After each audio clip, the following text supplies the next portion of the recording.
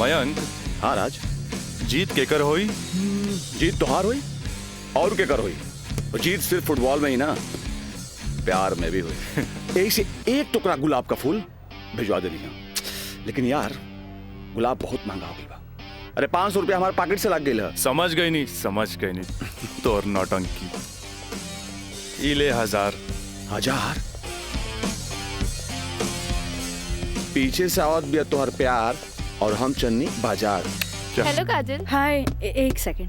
चला लोगिन फैन, मैदाने में अब देखल जाई। हाँ चला चला। राज, तोहरा हम कैसन लड़की दिखत बानी? शरीफ, अच्छी लड़की। गलत। तोहरा जैसन लड़का खातिर हम एक बहुत ही बदमाश लड़की बानी। अच्छा ई बतावा, टोकरी भर फूल भेजे के का मतलब रहे? मतलब ई की दोस्ती और ई प्यार के फूल ह, एकरा मुरझाए मत दिया। ए काजल, अपना दिल में हमेशा दोस्ती और ई प्यार ला जगह बनैले रहिए। ई जन्नत में बनेला, एक एक वो बिखरे मत दिया। रिश्ता जन्नत में बनेला, बिखरे मत दिया। देखा राज, अब तक हम तोहार हर छेड़खानी के नजरअंदाज करत रही, लेकिन अब टोकरी भर गुलाब के फूल भेज के अपन अमेरिकी दोस्त जमावे लगला।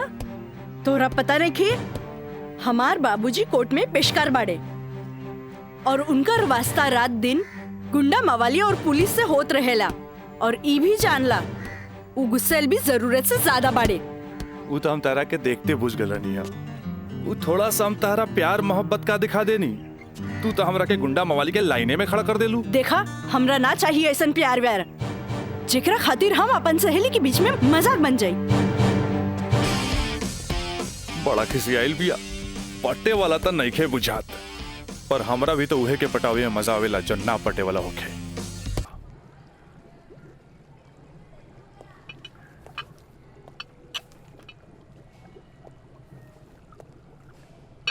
क्या हो रहा है? जी सर। ए पिंकी, हाँ रिटन एग्जाम तो बढ़िया गए, बाकी लागत है कि प्रैक्टिकल तो हमरा ले डूबी। हमरा तो बहुत बढ़िया बा, बस एकरा में से नापे के बा और ए में लिख लेवे के बा। अच्छा बतावा, का करी इसमें? का डाली? एकरा में ई एसिड डाला। ये? हाँ पक्का? हाँ।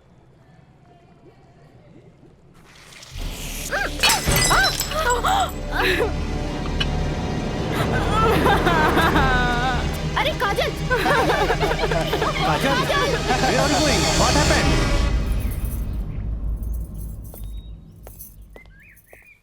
प्रणाम माँ जी। प्रणाम, बैठा। अकेले पेशकार साहब कहाँ रह गइलन? उहे बतावे के बा जे आज उनका कचहरी में देर होखी। अच्छा अच्छा। काजल के आज प्रैक्टिकल के आखिरी एग्जाम रहे, से पूछे के बा कि एग्जाम कैसन गईल। अब देखा बहले तो ऐली ना, कैसन जाए कहा जाए कुछ समझ में नहीं ख्यावत। अभी औते हुई ई देखा। अरे का? अरे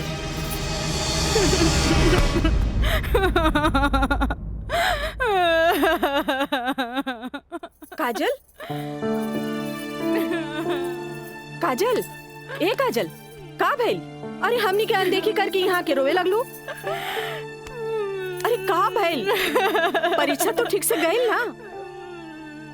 अरे बोल। प्रैक्टिकल खराब हो गए, एन वक्त में टेस्ट बुक टूट गए, हम फेल हो जाए माई, हम फेल हो जाए। अरे का काजल, तू तो बड़ा जल्दी निराश हो जाली। अब केमिस्ट्री थ्योरी में जहाँ तक हमनी सोचले रहनी, कम से कम तोहरा के 40 मार्क्स तो मिलबे करी। अब प्रैक्टिकल में मार्क्स नहीं मिली तब पास होके से के रोकी? बाकी मिथिलेश बाबू, हम तो प्रैक्टिकल में छोड़ के आ गए नहीं।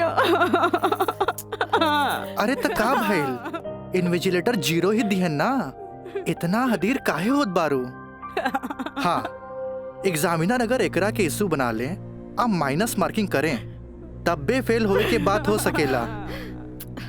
अरे तो रो रो के हलकान भैला से का पास हो जेबू? ई देखा था, जा मुँह धो, भगवान सब ठीक करिए। जा। का ठीक करिए? अरे अब कहा होई कुछ समझ में नहीं ख्याल, कुछ ना बुझाता हमरा के। माँ जी, अब रहुआ परेशान मत होई। एकर थ्योरी पेपर बहुते बढ़िया गईल हा। अरे तो तुहार गाइडेंस रहे तबे ना। अरे साइंस के स्टूडेंट रही त गाइड कर देनी, एमे का। त ठीक बा, अब तू ही समझावा ओकरा के। ठीक है।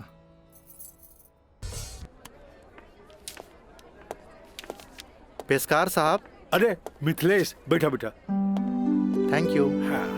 पेशकार साहब, हाईली फाइल अगला हफ्ता के हर केस के तारीख पूरा ब्यौरा के साथ तैयार कर देनी है।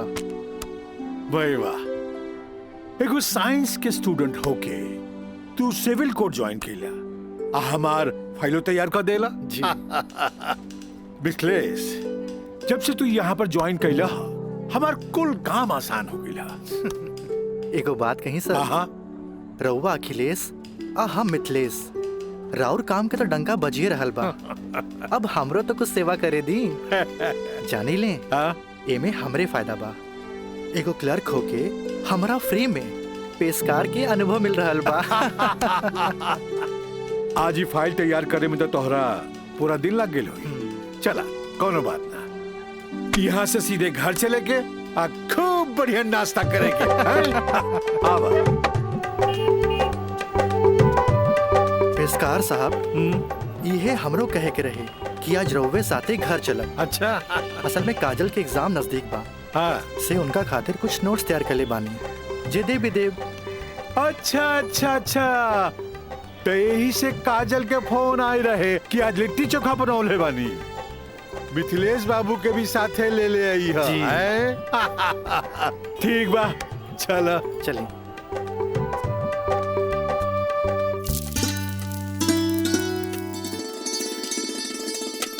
काजल।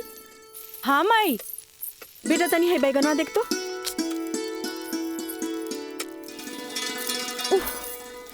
तोर भरता बन जाए ना, तनी दोनों जने के प्लेट में डाल के दिया। ठीक बा माई, तबले हम चाय लेके आवा तनी। ई लिए लिट्टी चोखा।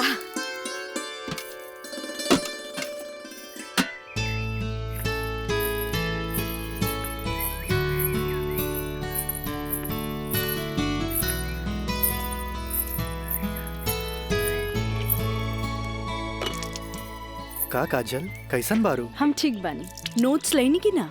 अरे कैसे ना लेती, तहरा हाथ के पंजाबियन के भी फेल करे वाला बैंगन भरता जी खाए के रहे। ठीक कहला मिथिलेश, अपने काजल के हाथ के बनावल भरता के कारण ही सगरो रिश्तेदार के आवन जावन लागल रहेला जी। वरना ये मोबाइल तो रिश्ता नाता के अलगे ही कर देला सर। जी बिल्कुल सही कहनी। काजल, हाई ला अपन नोट्स। हमार अंदाजा है कम से कम इमे से 2-3 सवाल तो जरूर आई। अरे खा भी मिथिलेश, लिट्टी ठंडा हो जात बा। जी। अब ऐसे भी 2 दिन तक लेते ही नोट्स के हाथ लगाए वाला नहीं की, काहे कि 2 दिन के बाद फ्रेंडशिप डे जो आ रहल बा। हाँ। रउआ का समझा फ्रेंडशिप डे? दे 300 रुपया। 300 रुपया? अरे काजल के फ्रेंडशिप बैंड खरीदे के बा। है, और चढ़ो अपना बेटी के माथा पर। है फ्रेंडशिप डे, काहे ना कोनो मजिस्ट्रेट से ब्याह कर ले लो। अरे करम में तो पेशकार लिखल रहे, तका करती है? काम आई। हमार बाबूजी की कम समझे लो, मजिस्ट्रेट तो आइला जाइला, बाकी हमार बाबूजी की तो सारा जिला जवार जानेला। का मिथिलेश बाबू? हाँ हाँ बिल्कुल ठीक कह लू। ये दोस्ती हम नहीं तोड़ेंगे, तोड़ेंगे दम मगर तेरा साथ ना छोड़ेंगे।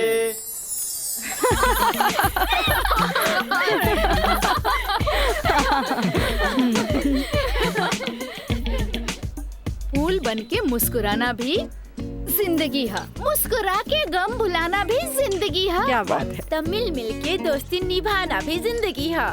अच्छा, हमने के दोस्त तो बरले बानी, बाकी तू कैसन दोस्त की बात कर रहल बाड़ू? ई हमरा समझे में ना आइल। सपना, तू समझ लू का? ना, हमरा तो बिल्कुल ही समझ में ना आई। वही तो। ई का समझी, बाकी हमरा समझ आ गई। कहा तो बता दी। अरे बताओ बताओ। दोस्ती हर चेहरा के मीठ मुस्कान हो खेला, दोस्ती ही सुख दुख के पहचान हो खेला। वाह वाह वाह। अगर रूठ भी जाए कोई दोस्त त दिल पे ना लेवे के, काहे की दोस्ती त सुख दुख के पहचान होला। और हमार मानना बाकी अगर कोई सच्चा दोस्त रूठ जाए तो ओकरा के त मना लेवे के चाहिए। बिल्कुल सही। बाकी हम एक कर जरूरत ना समझी, काहे कि बुरा दोस्त कोयले के समान होकेला। गरम होके तो हाथ जला देवेला और ठंडा होके तो हाथ काला कर देवेला। बड़ा आए दोस्ती समझावे वाला। तू लोग सुना इनके प्रवचन, हम जाते अरे हैं। तरी रुका तो।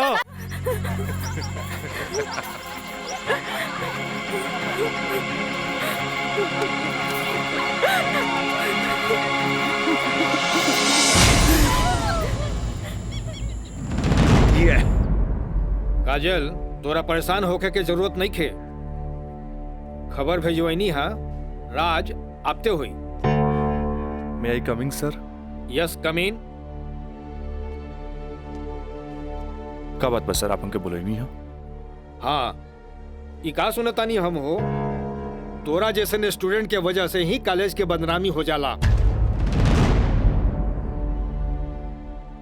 को एजुकेशन के मतलब ही ना हा कि कॉलेज में कोई लड़का लड़की के छेड़खानी करे।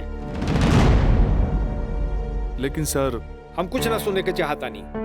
अब कोई ना कोई स्ट्रिक्ट डिसीजन हमरा लेवे के पड़ी।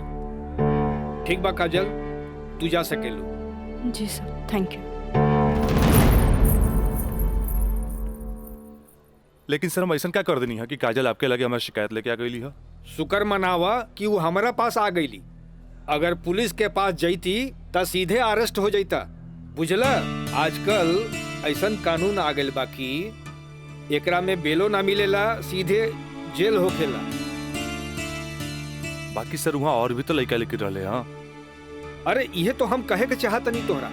और भी लड़की रहे, इहे लड़की के छेड़े के का जरूरत रहे? वो पेशकार के बेटी के मामला बढ़ जाइत त का होइत? तोहर बाबूजी के हम काम मुंह दिखैती। आइंदा ख्याल रखी है, तू जा सकेला। ठीक बा सर, थैंक यू। मयंक भाई, बहुत टाइम लगिल प्रिंसिपल के यहाँ। अरे तो आबते हो यहाँ ना। का बात भइल? बड़ा टाइम लागत दला। कहत रहे हाँ, ऐसन के काहे पटावेला जौन शिकायत लेके आवे, ऐसन के पटावा जौन शिकायत ना करे। तो प्रिंसिपल साहब गलत का कहत बड़ा? पता ना काजल में का देख ले बड़ा कि वही के पीछे भागा जात बड़ा। तोहनी के ना बुझाई, हमरा ओकरे पटावे में मजा आवेला जौना के पटावल मुश्किल बा। आई लघु हो जा चुप। भैया एक सैंडविच लाइए। हाँ हाँ ले।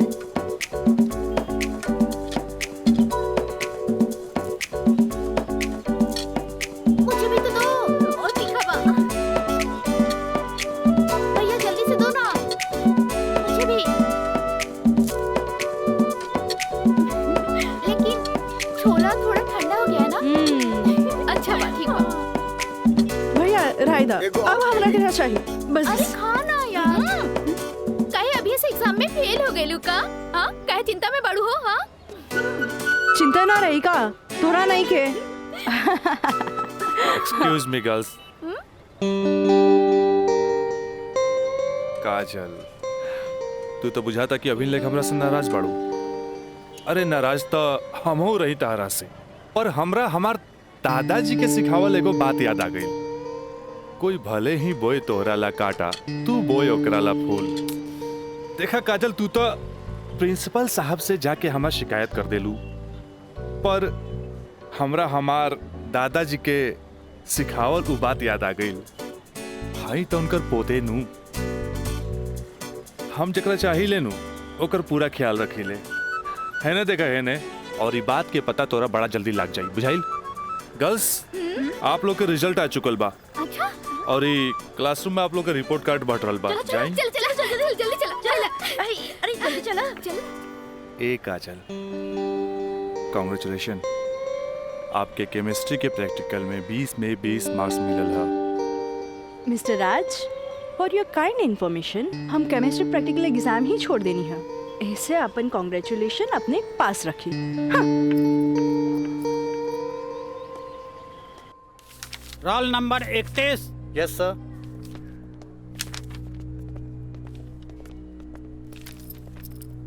Roll number 32। Thank you sir.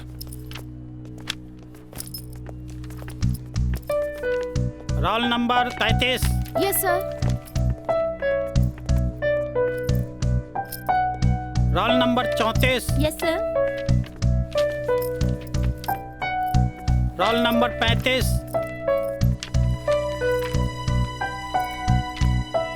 Roll number 36।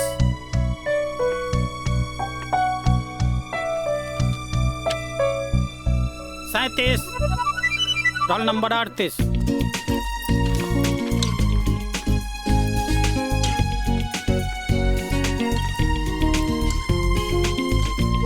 है ना, देखा है ना, और ये बात के पता तोरा बड़ा जल्दी लग जाए बुझाइल। ए पिंकी पूजा, हाँ का बात बा? ई देख ना, हमरा के सच में केमिस्ट्री प्रैक्टिकल में 20 में से 20 मिलल। ई जरूर राज के कारनामा है। काहे कि ये इन्विजिलेटर शर्मा जी ओकर बंगले पे तो ठहरल रहलन। ओह हाय मैं मर जावा। अगर तोहरा जगह पे हम रहती ना तो राजा के तो रानी बन जाती। जा बन जा। तारा के देख के ना एगो बात याद आ गई। इया कहे धिया धिया, धिया कहे चिया चिया। एक हवा जौन तहरा पे जान छिड़केला और एगो तू हा जौन एकरा के ठेंगा दिखावतिया। अच्छा चला चला, हम तो परीक्षा में पास हो गए नी, ये हमरा खातिर बहुत बड़ा बात बा। पापा देखिए तो बहुत खुश हो जाइए। हाँ, चला चला चला।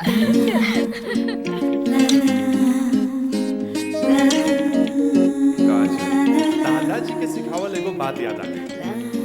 कोई भले ही बोई तोहरा ला काटा, तू बोई ओकरा ला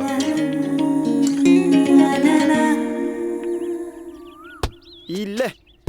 अरे भाई, अपोजिट टीम आ गई बा, हमनी के का होई? अरे आ गेल त का भइल हो, अभी तो टाइम बानू मैच में।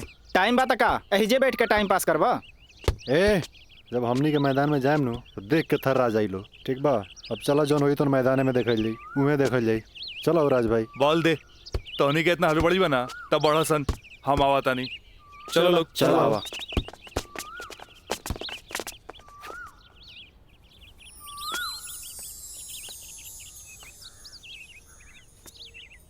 सुनो,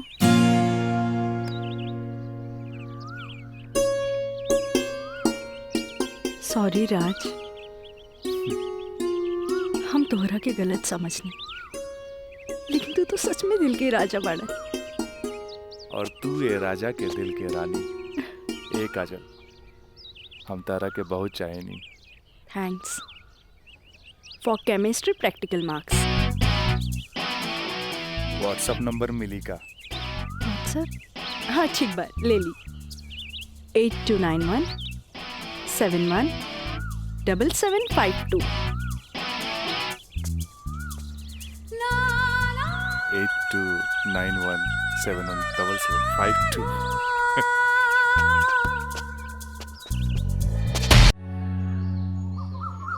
अच्छा ये बताओ यार कि तो हम लोग का प्यार, मतलब हाँ प्यार कब से चला था? अरे काजल बताओ ना। बाय। काजल, हम दोनों एक दूसरा से प्यार करेले, फिर भी तू हमरा से दूरी बना के काहे रहेलू? राज, हम कोनो ऐसन वैसन लड़की ना है। जब तक शादी ना होखे तब तक हमनी की दूरी बनौले रखे के चाहिए। गुड, तहारी ये आदा हमरा के निक लागेला। हेने सुना? हाँ? देखा राज, तू हमार कोनो फायदा ना उठा पाई बा। एक मिनट, हम आओ तनी।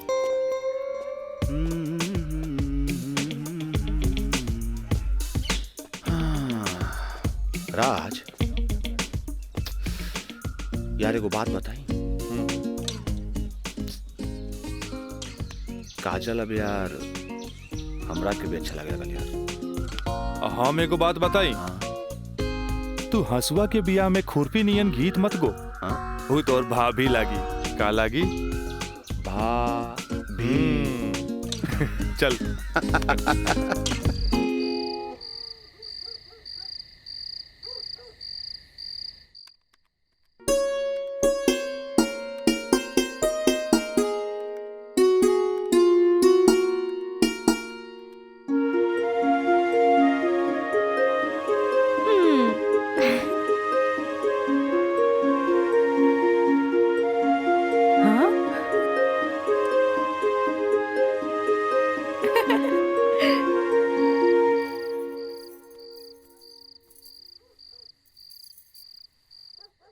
घर के सब काम निपटा ले लू। हाँ, ब्लड प्रेशर के ई लोसर एज खात खात रउआ के सालन बीत गए। अरे एक बेर डॉक्टर से पूछ लेती कहीं गोलियां तो ना चेंज करे के बा। एकर साइड इफेक्ट भी होला। एक बेर हमार बाबूजी के पैर ऐसे ही सूज गए रहे, जब गोली चेंज भइल तो एकदम ही ठीक हो गइल। तू हमार कितना ख्याल रखेलू। अच्छा ये बतावा, तू अपन थायराइड के गोली खा लू कि ना? अरे कहाँ खाइला, 3 दिन से तो वो खत्म हो गइल बा।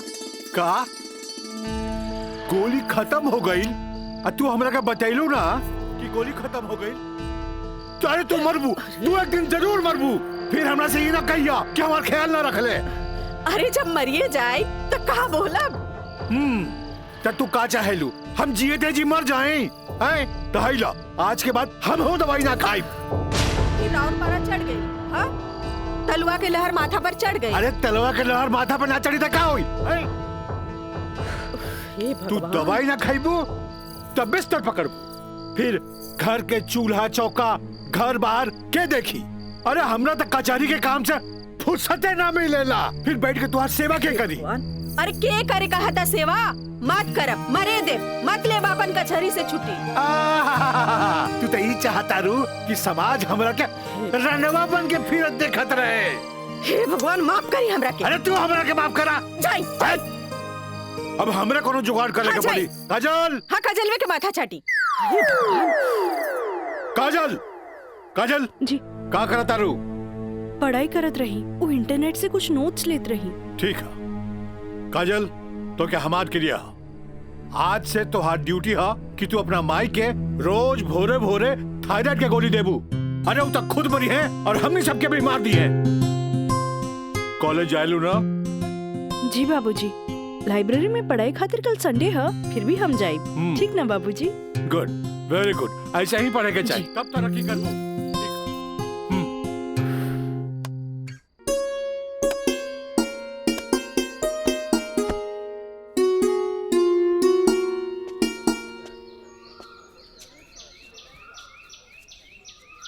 काजल।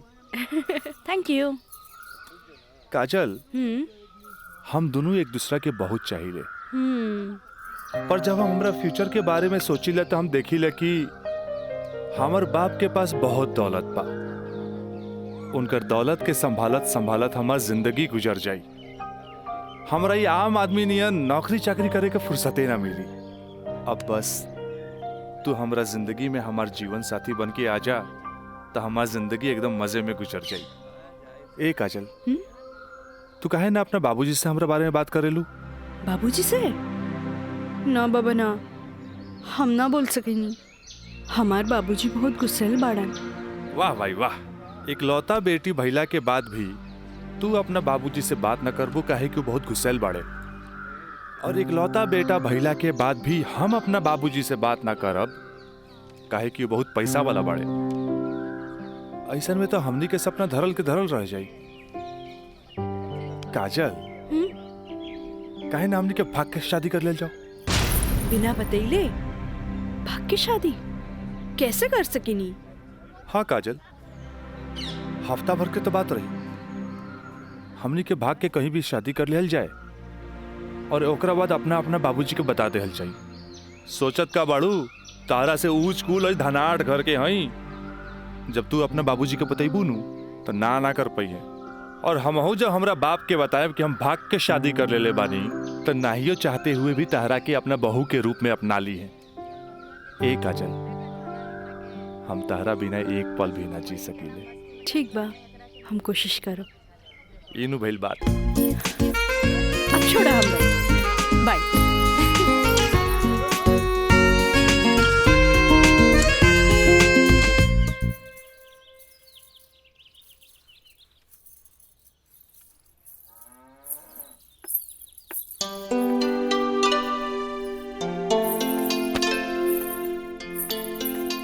काम आई थोड़ा सा आराम नहीं के होत का? जब देखा काम का सिर्फ काम ही करबू। हमारा आराम के छोड़, ई बता हमरा से तोरा के का काम पड़ गई जे हमारा आराम के सोचे लगली? काम आई, हम तो हमेशा सोचनी ना माई। कॉलेज से एक हफ्ता एक्सकर्शन खातिर हमनी के हजारीबाग जाए के बा। हम डैडी से ये बात नहीं के बोल सकत। परमिशन दिला दे ना माई प्लीज। हमरा के मजौवा के समझ ले ली का? हाँ, अरे हमहू ग्रेजुएट बानी। ई होली में तोरा के कौन कॉलेज लेके जाता? वो होली तो मार्च में पड़ी, अभी तो फरवरी चल रहा बा। एक के हफ्ता की तो बात बा माई, प्लीज माई प्लीज। अच्छा, तोर बाबूजी आज ऑफिस नहीं खे गइलन, मिथिलेश के संगे बैठल बाड़े। कौनो शादी में जाए के बा, चल कोशिश करत तानी। थैंक यू भाई, थैंक यू। मिथिलेश, ऊ कहल जाला ना कि हाकिम के अगाड़ी या घोड़ा के पिछाड़ी ना रहे के चाहिए, हैं? मजिस्ट्रेट साहब के इकलौती बेटी के बियाह, यही से हम खुद चलता नहीं तो हम न्योता तोरे हाथे भिजवा देती। अरे रउआ चलती तो उनको भी खुशी होत। हाँ, ए जी। लेकिन हाँ? ई का कहतिया? का कहतिया? अरे कॉलेज टूर पे एक हफ्ता खातिर हजारीबाग जाए चाहतिया। ये एजुकेशनल टूर आके पिकनिक? एजुकेशनल टूर अच्छा। बोली ना। ये तो निम्मन बात हो सर। स्टूडेंट्स के बाहरी दुनिया देखल उतने जरूरी है जितना विषय के ज्ञान। ठीक है, एजुकेशनल टूर है तो मैं अलाउ करता नहीं, बाकी नो मटर गस्ते, ओनली पढ़ाई। जी पापा। ये बतावा ये सब में कितना खर्चा आई? 2-3 हजार पापा। तू हमारे से 5,000 ले ला, ठीक है? थैंक यू पापा। चलो तू हमरा के दिखावा कि वो न्योता के कागज तैयारी हाँ, के लिए बांध देले बानी। चलो आए। मिथिलेश, हम आवत हैं, बैठो। जी सर जी। Thank you so much Mithilesh बाबू। अगर रउआ ना बोलती तो ये हरगिज ना मानतन। अरे वो तो हम तुहार मुंह देख के साथ दे देनी। जा मजा करा। कैसन लागल? वाह, सो ब्यूटीफुल। ये कहाँ लेके आ गई ला? पहले चला था तब ना पता लगी। उतरा।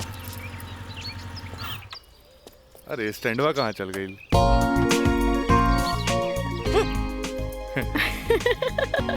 बड़ा धांसू सजेले बा। हाँ चला चली। हाथ तो दा। कहाँ जाए के है? इधर। हाँ इधर। जगह तो बड़ा झकास बा। क्या यार राज, कब से हम तुम्हारा इंतजार करत बनी, इतना लेट कर तू? मयंक, राज, मयंक यहाँ? हाँ, एकरा पहले भेज देनी। इस सारा जे तामझाम बा, इस सब के अरेंजमेंट के करी। यार तो हम लोग का शादी खातिर एक विद्वान पंडित से बात कर ले बानी, और देखा तोहनी के आराम खातिर यहाँ सारा साधन सुविधा मौजूद बा। और हाँ, हनीमून खातिर स्वीट रूम भी बुक कर ले बानी। और देखा अब हम निकलता नहीं, कहे कि हमारा के मंदिर जाके बा, और मंदिर जाके पूरा शादी का सामग्री लेके आके बा। बाप रे, इतना सब तैयारी। अरे शादी की करबा, हमार दोस्त राज का शादी बा। गलत बात। शादी होता हमार सपना के शहजादी काजल के राज के साथ। अच्छा देखा यार, जो तो पैसा दिला ना, सब पैसा खत्म हो गए कुल ताम झाम में। ऐसा करा कि हमरा के तू 25,000 रुपया और दे दा, काहे कि बहुत सारा काम बाकी बा अभी। पैसा के कौन बात भाई, ई ले। अगर बाबूजी अगर ये शादी करते नु तो लाख के खर्चा लाखों में चल जाई। दोस्त महिम रिश्तेदार पूरा शहर के बुलाईते। और वैसे भी तो बाबूजी जब रिसेप्शन पार्टी दी है तो जाई खर्चा बढ़ी। अच्छा हम निकल रहे हैं, बहुत सारा काम बाकी बा। ठीक बा, तू लोग आराम कर। चलो बाय बाय। बाय। तो काजल, अब तक गला लगईबू नु यहाँ? तो यहाँ के जाना था हमनी के। ओ Raj, I love you. I love you too. जुबान निकालिए, बंद कीजिए। ठीक है।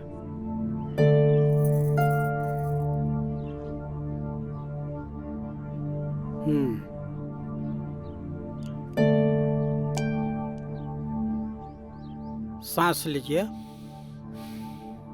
और जोर से।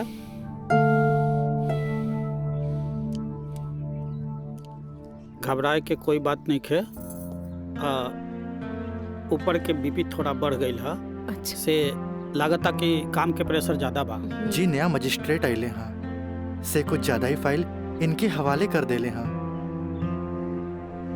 ठीक है, ठीक हो जाई। अभी आंख लगल बा, सोए दिन का के। और हाँ, पानी पियावल करी, काहे कि पानी पियला से पेशाब यानी यूरिन पास हुई तो रिलैक्स हुई है। जी जी बाकी दवा वही चली। जी ठीक बा? डॉक्टर साहब। जी। डॉक्टर साहब, हाईली अपन फीस। ई का करतानी, जे आदमी पेशकारी में हमरा से कहियो फीस ना ले ले, उनका से हम फीस ली रह दी। डॉक्टर साहब। Thank you. प्रणाम डॉक्टर साहब।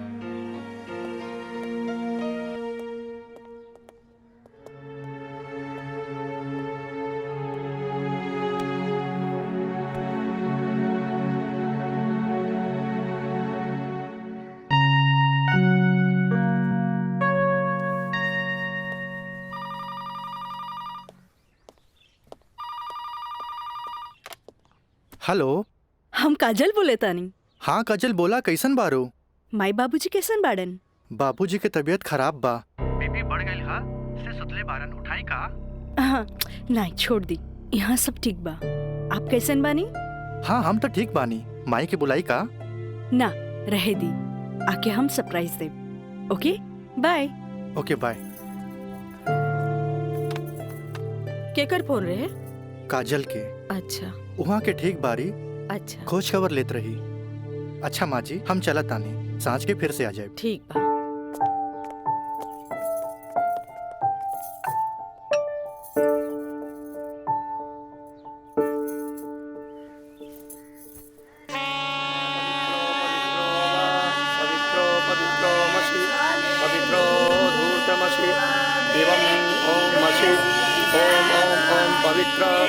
पवित्राः केशवाय माधवाय सर्वेश्वराय अपितु स्वाहा तत्पुरुषाय स्वाहा।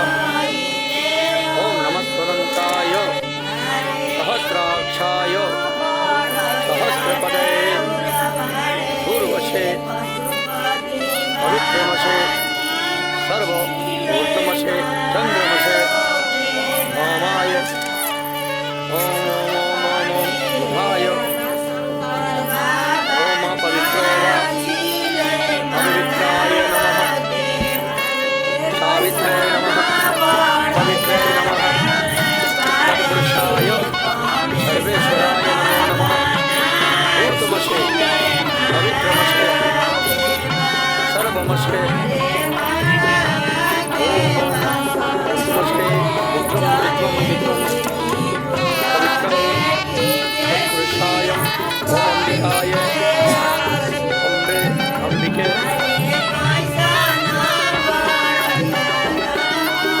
राजलाय राजाय नमो नमो नमो नमो विवाह संपन्ना भवतु।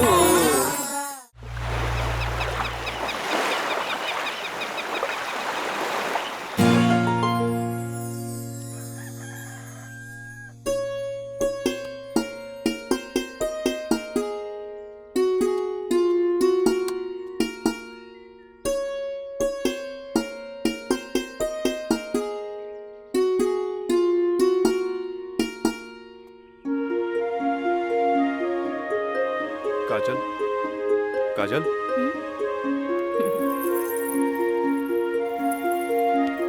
Good morning. Good morning. उठे के मन तो हमरो ना करत रहे, पर खाली सुतल रहला से जिंदगी ना नु चली।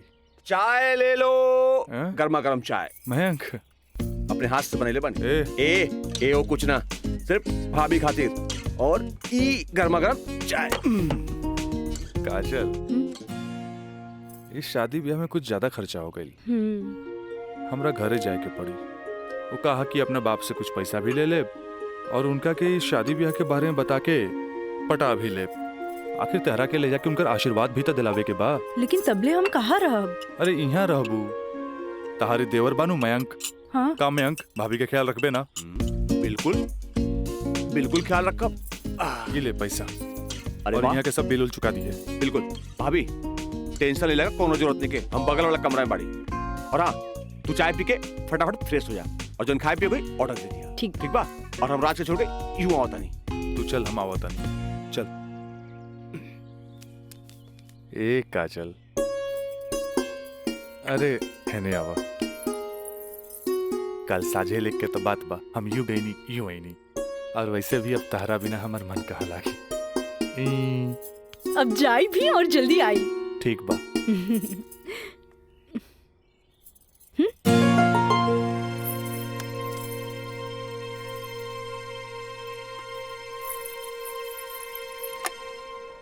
हेलो।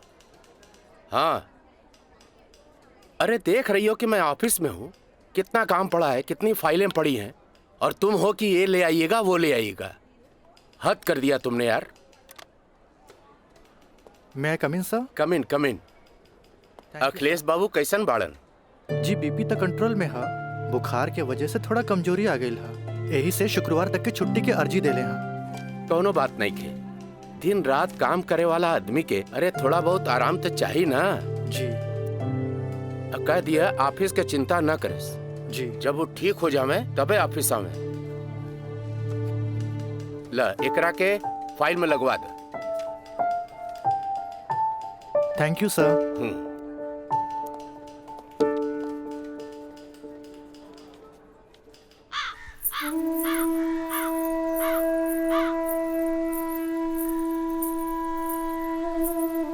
अरे भाभी आइए बेटी। भाभी क्या बात बा, बड़ा परेशान लागत बानी? हम राज के फोन लगा लगा के थक गए नहीं, कभी डेड टोन मिले था तो कभी आउट ऑफ कवरेज एरिया। तोरा पास उनकर कोनो लैंडलाइन नंबर बा?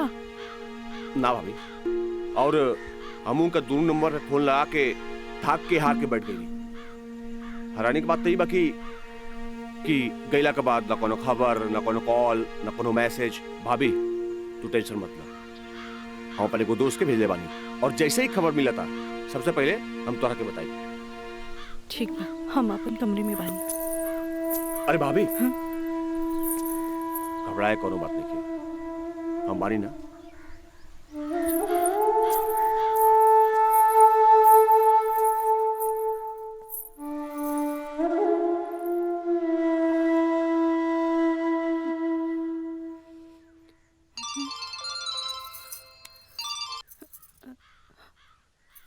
काजल, ट्रिप कैसन जा रहल बा? ट्रिप ठीक बा। का बात बा, तोहार आवाज में खनक नहीं खे? नहीं, ऐसा कोनो बात नहीं खे, हमार मतलब सब ठीक बा।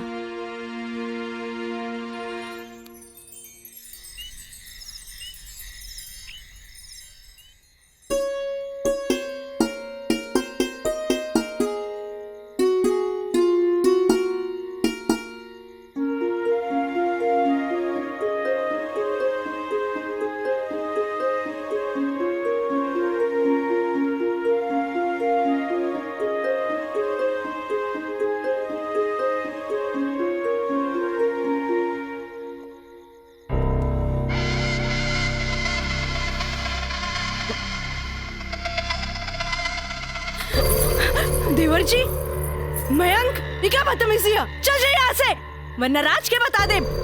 किसे? राज से? राज से? वो भाग गए? हाँ? आवेला नहीं के? हाँ? तोरा क्या पता? हाँ? ये भी कुछ हो रहा बना? सब ओकरे प्लान के तहत हो रहा बा। वो तो तोरा के भोग के और भौरा जैसन चूस के भाग गए। काजल, पता बा, जब तो के पहला बार देख ली तू पहली नजर में हमके पसंद आ गई, और हम तो के दिल से चाहे लगी। काजल, आज दिल से चाहे लगी। तुझे कहा तारा कौन सच बा? सच ना, 16 आना सच बा। ये बात हम तुझसे बहुत पहले बता दी थी, लेकिन क्या करी, ये मेरी हमार मुंह बन के तरस। देखा, तू गरीब, हम गरीब, हम तो क्या अपने काजल? हाँ, हमसे ब्याह कर ला, हम तो क्या अपने,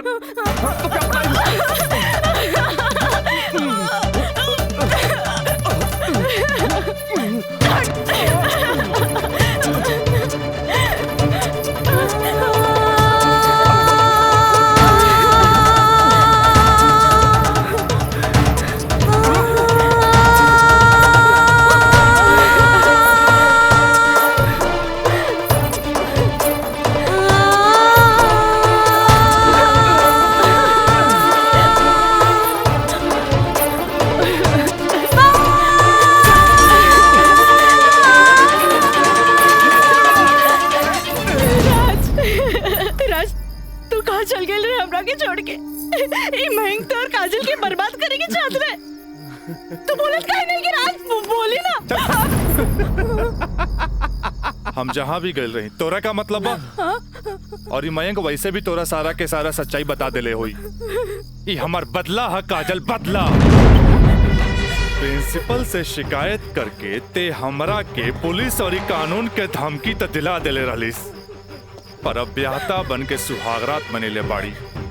एकरा के छेड़खानी और रेप के नाम तो नानू दे सकेली। भाभी भाभी देख ले लो, हम कितना गला फाड़ फाड़ के चिल्लाता ली, गला फाड़ फाड़ के चिल्लाता ली। भाभी हमसे ब्याह कर ला, हम तो जिंदगी भर साथ निभाए, लेकिन ना तो हार तो खोपड़िया में औते ना रहल।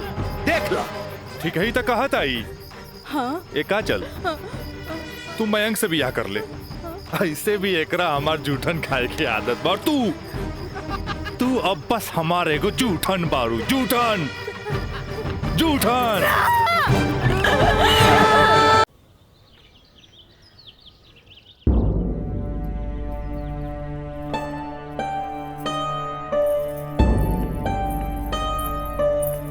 काजल काजल का भइल माई बाबूजी के? अरे ये ठीक बाड़न, दवाई खा के सुतल बाड़न। रुका हम उठा देता नहीं। ना माई रह दे, आराम करी दे।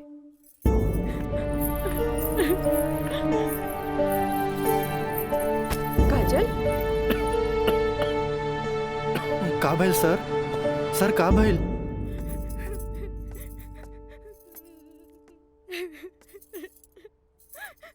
काजल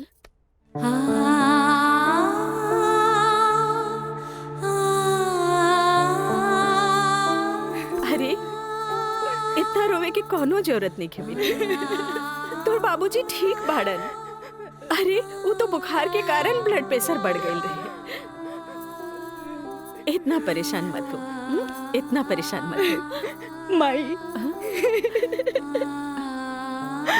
हमरा से बहुत बड़का गलती हो गई।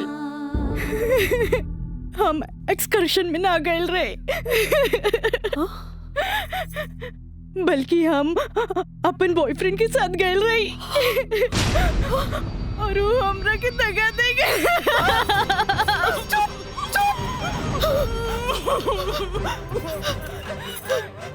सच सच बता, सच सच बता। का भाई तू ठीक तो बाड़ी ना?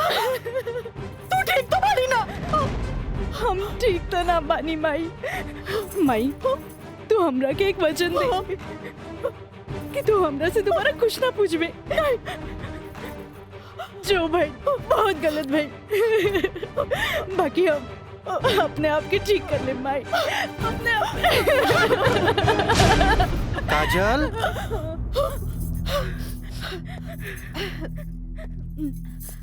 काजल बाबूजी तोरा के बुलावत आ रहे। चला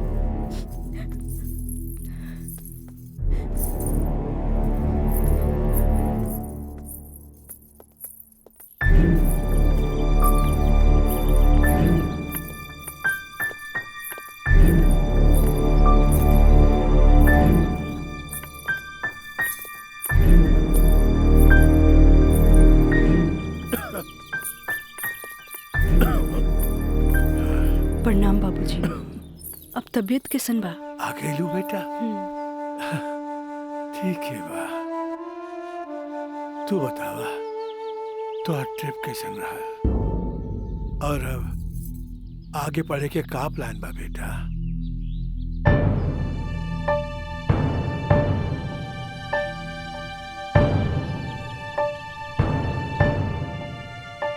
बतैलू ना बेटा? पापा हम वो साइंस ना पढ़ के लॉ पढ़े के चाहता नहीं। तो ओकरा में का बात है बेटा? विषय कोनो खराब ना होखेला, पर जरूरत है तो ओकरा में अच्छा करे के। अगर तू लॉ ज्वाइन करे के चाहता रहो तो लॉ ज्वाइन कर ला।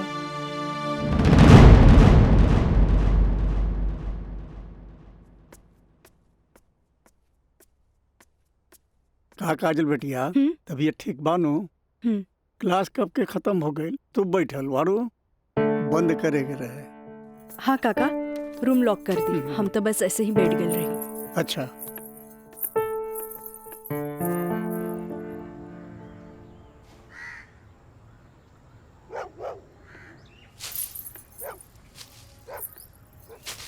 काका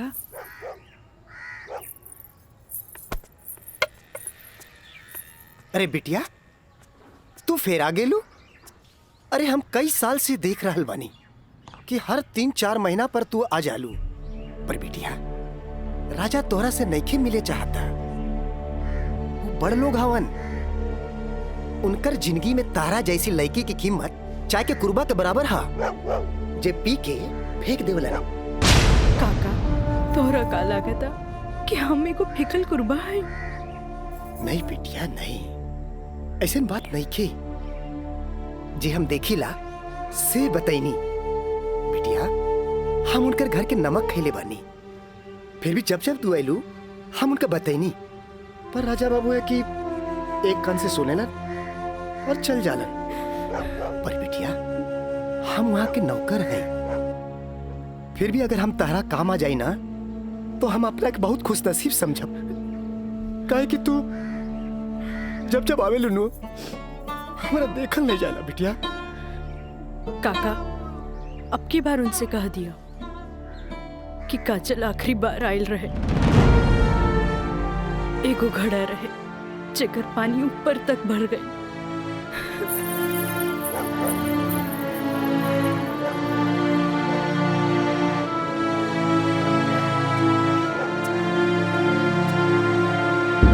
मैडम जी ये कुछ बिल है, कारपेंटर बिल है, ये टेलीफोन बिल है और ये लाइट बिल है और कुछ वगैरह वगैरह काफी बिल है, आप देख लीजिए। माँ ये मैनेजर साहब तारा के महीना भर के बिल और खर्चा के हिसाब दे देले। अब तू उठबू, उठ के जईबू, अलमीरा खोलबू, चेक निकलबू, फेन आके बैठबू, तब साइन करबू। हमरा माई के कितना काम करे के पड़ी। यही ला हम सोचने की काहे ना चेकबुक वाले के हम ही आ जाई। नीमन कैला।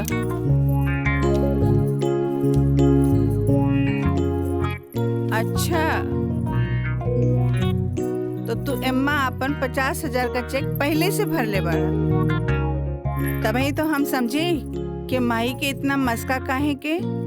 माई अब तू ही बताओ कि इतना अमीर बाप के लड़का हई तो दोस्त महीन के टाइम टू टाइम पे पार्टी तो देहे क्यों पड़ी। ना देव तो हमरा बाप के ना कट जाए की ना। का मैंने सब बिल्कुल राजा बाबू। जी ले अपन बाप का ना कोच कर। इनू भाई हमरा दुनिया के सबसे बेस्ट माई वाला बात। Love you Mai. मैनेजर साहब। जी मैडम। इस सब रसीद आप एक साथ पूरा बिल कह के हमरा के दें। हम एक एक गो चेक काट देते हैं। जी मैडम। ठीक है जी मैडम। हमरा ई बात के बहुत खुशी बा कि रवा लोग हमार ग्लोबल कंपनी में इन्वेस्टमेंट करे के चाहता नहीं। ये हमरा खातिर बड़ खुशी के बात बा।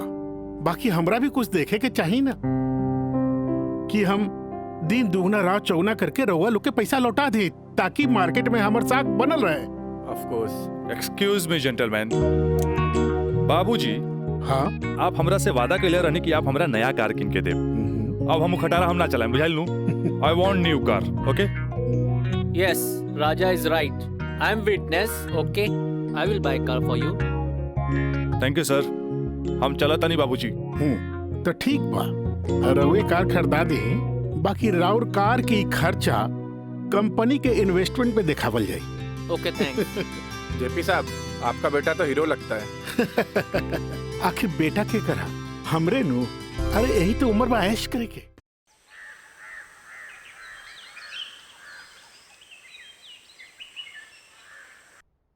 काजल जी तारा के देख के हमें 4 साल पहले के काजल याद आवतिया। याद है तारा के मिथिलेश के साथ डरत डरत तू हमरे चेम्बर में आ ललो लॉ कॉलेज में एडमिशन खातिर है। ये कानून के पढ़ाई कैसे एगो लड़की के बहादुर और समझदार बना देवेला। काजल हम चाहता नहीं कि पहला केस तू खुद अपने लड़ा कैसन रहे?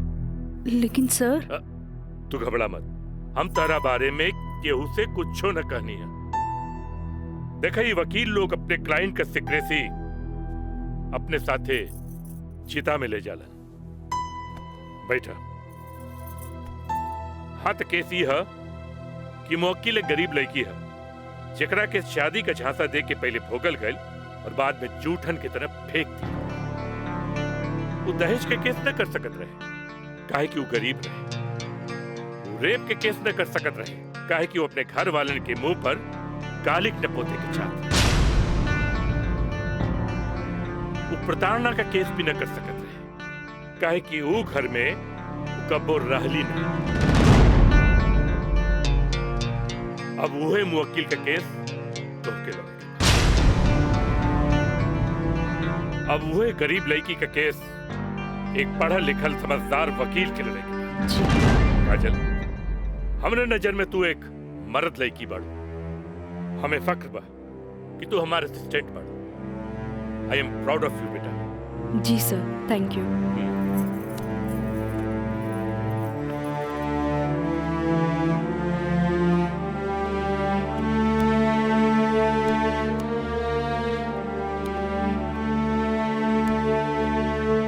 बाबूजी,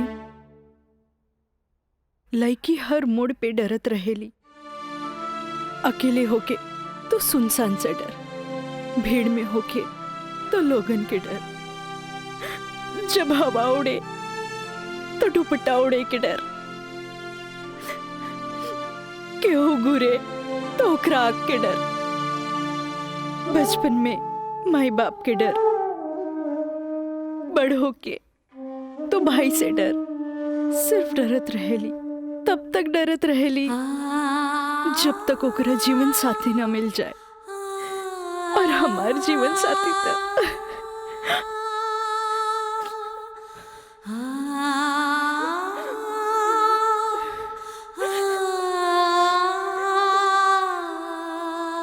बाबूजी, आज हमार पहला केस बा, राउर आशीर्वाद चाहिए। काजल, माई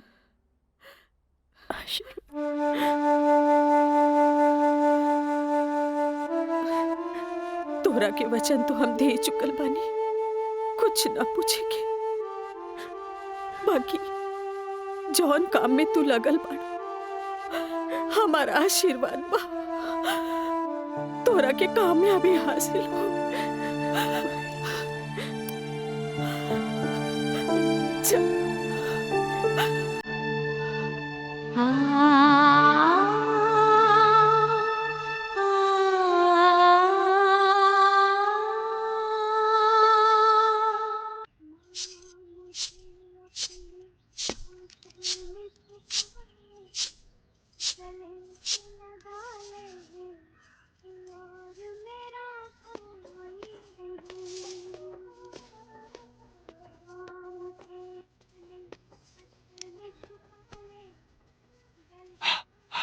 माई, हमरा के 7,000 रुपया चाहिए, नौकरी का फार्म भरे के बाद। का है वो तो आप दोस्त राजा, वो ना करेगा तोरी मदद। भाई, अब हमारा के केहू को मदद की जरूरत नहीं है। खुद नौकरी करे के बाद, कमाए के बाद, कुछ बने के बाद। यही तो हम कहा था नहीं, उम्मीद हो चलल। नौकरी ना करबे तो कौन बाप अपन छोकरी तोरा से ब्याही। हमरा का, हमार जिंदगी के का, आज है कल ना रहे। फिर बहुत हो गया भाई, चल पैसा दे। दे पैसा, तोरा से मुंह लगाए बेकार है। पैसा पैसा पैसा। हाँ हाँ दे। देता नहीं।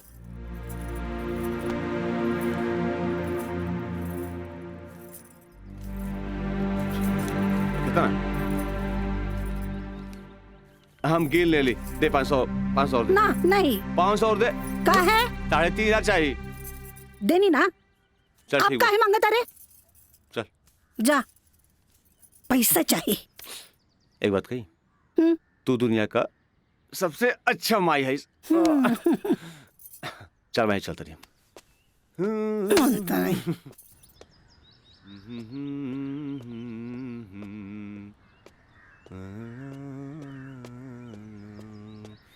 मयंक,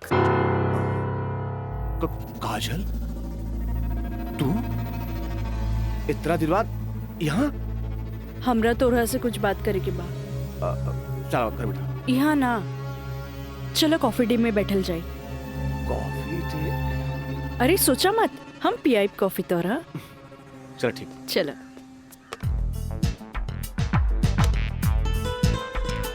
इला। Thank you. पिया ना।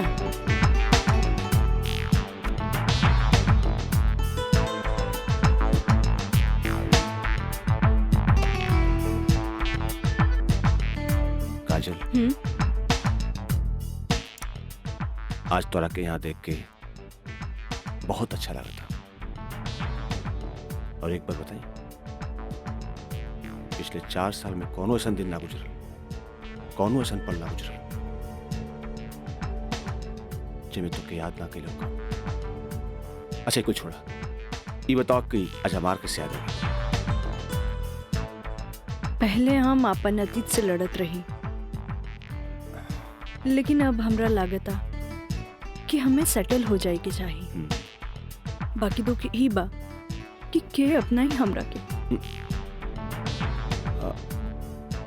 अगर तुके प्रॉब्लम ना होके तो हम तोहरा के अपनाए। लेकिन हम गरीब हैं। अरे तो हम कौन अमीर बानी? हम तो गरीब बानी। हम और तू चाहिए तो अमीर हो सकत हैं। वो कैसे? हमार साथ दे के। जिंदगी भर साथ दे। ऐसे ना, प्रॉमिस करा। प्रॉमिस। चला। चला। हाँ।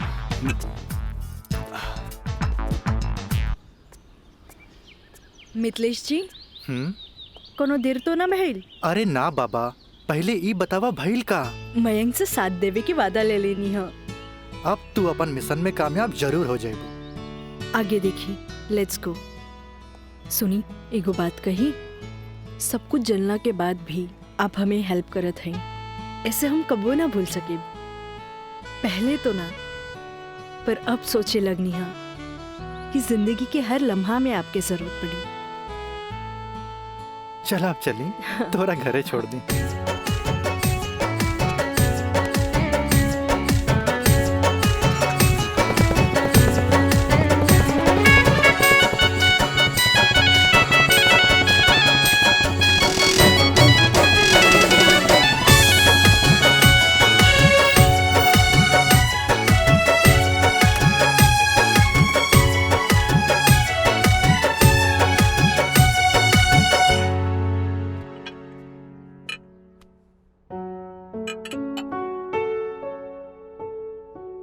सुनी, एगो बात कही, सब कुछ जलना के बाद भी आप हमें हेल्प करत हैं, ऐसे हम कबो ना भूल सके। पहले तो ना, पर अब सोचे लगनी है कि जिंदगी के हर लम्हा में आपके जरूरत पड़ी।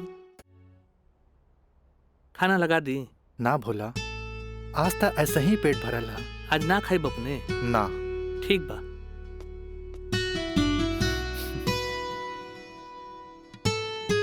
मैं पंडित देवी दत्त शर्मा।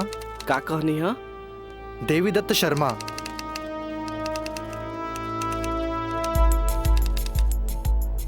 सत्रह मई के भाईल। अच्छा भैया तनी जल्दी करी, देर होता। दी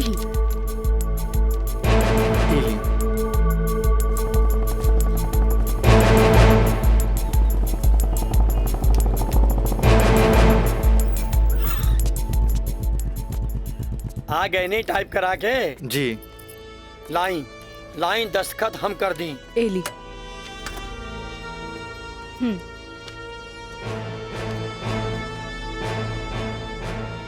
जय गणेश। ई कामता हो गई। अब बैंक के दस्तखत लेवे के पड़ी। वो आप हमरा भी छोड़ दी, वो हम ले ले। ठीक है।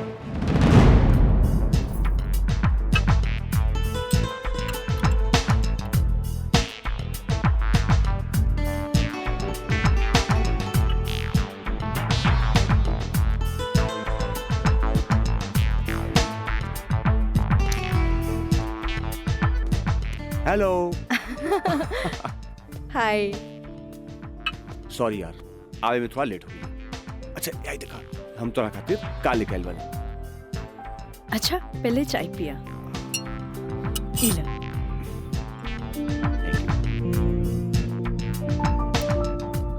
अंगूठी सोना के? हाँ। वो है इतना हल्का? मन तो रहे कि हीरा के लेके आई थी, लेकिन का करी, पैसा का तंगी। अच्छा ई बतावा, खुशहाल जिंदगी जिए खातिर तोहरा कितना पैसा चाहिए? 20 लाख। अगर हम तोहरा पूरी 50 लाख दी तो कैसन रही? वैसे ही रही, समझ ला अनार के आंख मिल गई। तो चला फटाफट ई पेपर पे साइन कर दे। अरे पढ़ा मत, यही से हमनी करोड़पति बन जाए। हाँ, हाँ ल। ठीक है। डॉलर भी कदम तो गिरब तो हर बहिया में ना।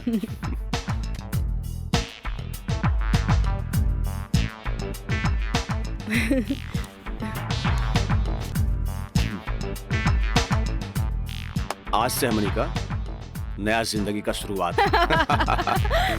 मीना, मंजू, रेखा, कस्तूरी के डांस देख के कुछ समझ में आयल? अरे सरकार के देख के बाजार बदल जाला, बाजार के देख के साहूकार बदल जाला, आ घोड़ा के देख के सवार बदल जाला, शिकारी के देख के शिकार बदल जाला। ऐसे ही मेहमानों के बदले पे सत्कार के भी बदल देवे के चाहिए। अरे पहले के जमाना कुछ और रहे कि मर्द नाजो आदा पर लुट जात रहे, लेकिन अब जमाना बदल चुकल बा। आज के जमाना के मर्द सबके कमर तोड़ नाच पसंद आवेला। जितने कमर हिलैबू और सीना झटकैबू, मर्द उतने जल्द तोहार दीवाना हो जाए। दिखाओ करके। अरे ऐसे ना, ये देखो। कस्तूरी बाई, कस्तूरी बाई। जहे नसीब, जहे नसीब। तक लिया। बहुत दिन बाद तशरीफ लेनी राजा बाबू। भला ऐसे भी केहू केकरो भूल जाला? आए बैठ।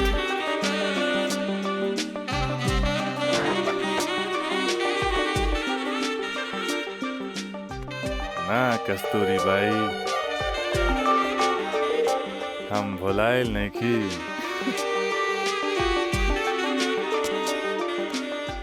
वो तो बस हमार शादी होके वाला बा, ओकरे तैयारी खातिर हम अपना माई के संगे खरीदारी में बिजी रही। फुर्सत पाते तहरा लगे आ गई नहीं। अच्छा एगो बात बतावा, कौनो बेहतरीन डांसर बा हमरा बियाह में नाचे खातिर? बानो एगो नया परिंदा बा। हाँ। मंजू, राजा बाबू का उहाँ ले जा जहाँ आज निराली का प्रोग्राम होता। आई जाए।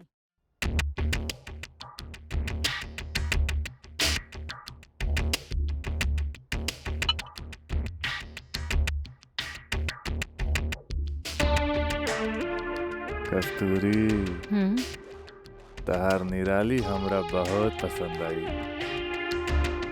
पसंद तो आ गल राजा बाबू, लेकिन ओकर रेट तनिक कड़क बा। पूरा 5 लाख लेतिया।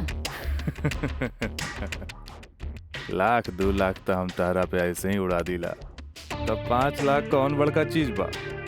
ओकरा से कह दिया हमार बियाह में अगर उ कमर तोड़ नाच करी ना, हम ओकरा सोना ना जराओ हीरा के अंगूठी दे, उहो अपना तरफ से। और बाकी के रिश्तेदार जे ओकरा पैसा दी हैं वो अलग बात। एक कस्तूरी, हीरा के अंगूठी केहू ऐसे ही ना देवेला। अच्छा तो ऊ रवा दिलो दिमाग में इतना घुस गइल बिया। अच्छा एगो काम कर, तनी हेने लावा, हमरे तरफ से ई ला। हाँ डैडी, का बात बा? तू जहाँ बड़ा जल्दी से चल आवा। ठीक बा, हम अभी आओ तानी। बड़ा कमजोर बराउर ये ना मुराद इश्क, ऐसे उतारा के जाम लहले बगैर चल देनी। हाँ कस्तूरी भाई, डैडी के कुछ जरूरी काम आ गइल बा, से जाए के पड़ी। ठीक बा, अब डैडी के फोन आयल ह ते में हम का बोले। चलो तनी बाय।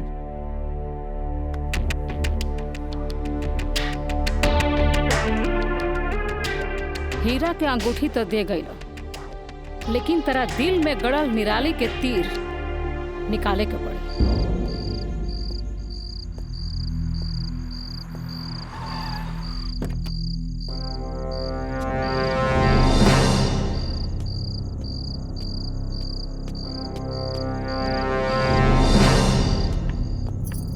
क्या बात बा डैडी, इतना अर्जेंट में क्या बोले नहीं हमरा के? राजा, हाई हम का देखा तानी? कौन लेकी बिया काजल? अपना मुंह में करखा लगावे खातिर ओकरा से बियाह कर लेला और फिर ओकरा वही छोड़ के भागीला। अब वो अपना हक मांगतिया। बाबूजी, हम ऐसा कौनो लड़की के नहीं जानत। ए माई माई माई देखा था कैसे झूठा इल्जाम लगाओ तारे हमरा ऊपर ही। राउर का दिमाग खराब हो गई बा। अरे जे हमरे लड़किया के ऊपर लांछन लगावत बानी। हमार दिमाग नहीं के खराब भाई। हाई देखा, हाई कोर्ट से नोटिस आइल बा। भगवाने बचावा घर के। लागत कि जगदम्बिका पाल के नाक कटिए के रही। केस नंबर 5078, काजल सिन्हा वल्द स्वर्गीय अखिलेश प्रसाद सिन्हा व राजा सिंह वल्द जगदम्बिका सिंह।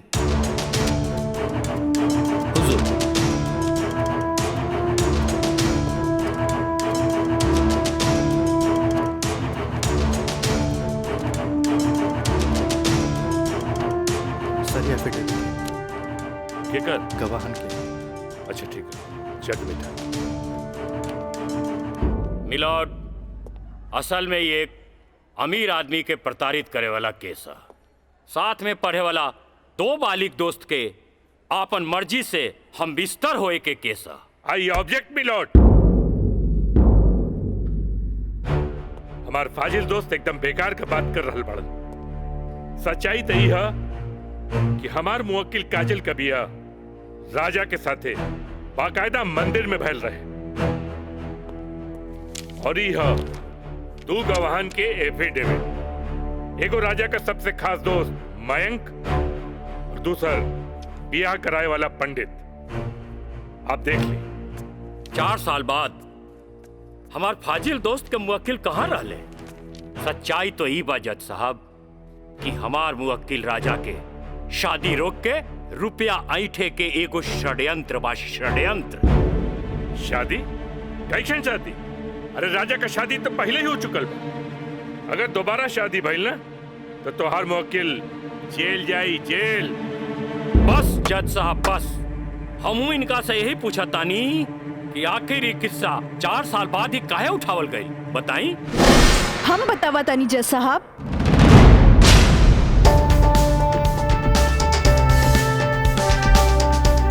हम बताई।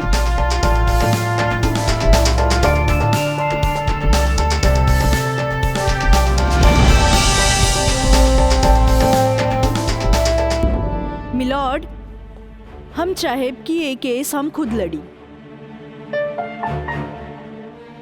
ई रहल हमार बार ऑफ अटॉर्नी के रजिस्ट्रेशन।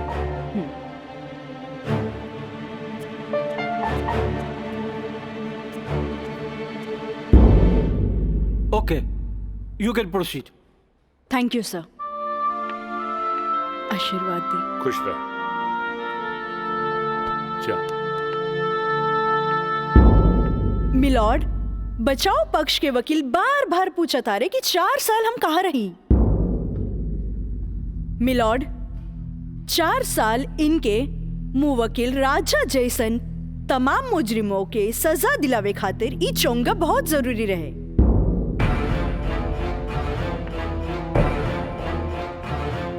मिस्टर हैदर काज़मी साहब, अब समझ में आयल कि 4 साल हम कहाँ रही कि और डिटेल बतावे के पड़ी। तो मिलॉर्ड, हम केस के स्टडी खातिर हमरा के कुछ समय चाहिए। हाँ, कोर्ट इंस्ट्रक्ट करती है कि राजा की शादी रोक दी जाए जब तक कोर्ट का फैसला ना हो जाए। बचाव पक्ष के वकील की रिक्वेस्ट पर ये कोर्ट मुअत्तिल की जाती है।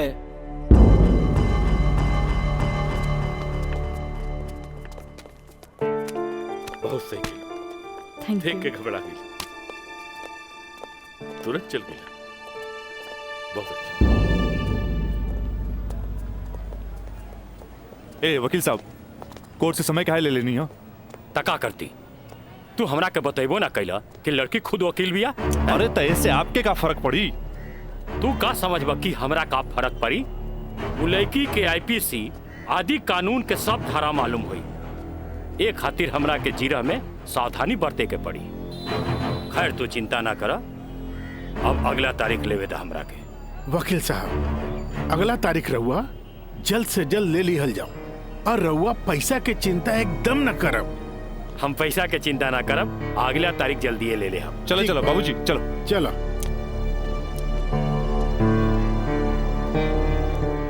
हेलो, हाँ, अब फिक्र करे के बात नहीं के। अरे तहार काम हो जाई, हम समझ गए नहीं, एकदम में समझ गए नहीं। हाँ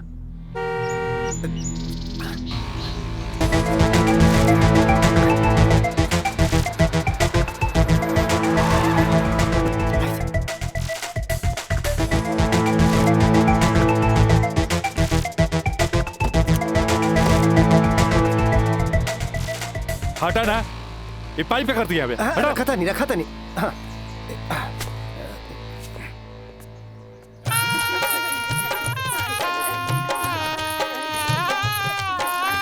बंद करो ये सब नौटंकी, ये शादी ना हुई। अरे हटा यार, सब हटा। अरे ऐसे ना शुभ बात काहे करता रहा? हम सही कहा था नहीं भाई, अभी भी आना हुई। अरे ही का? अरे तो हर दिमाग खराब हो गई लगा।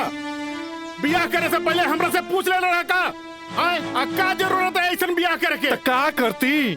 वैसे ना मानत रहे तम कानून से बच्चे के खातिर बियाह के नौटंकी कर देनी। तो जाके ओकरा बुला करके घर लिया बा। अरे बाबूजी, अगर ऐसा ला के खड़ा कहीं नू तो ऐसा कितना पतों से तारी घर भर जाई बुझाइल।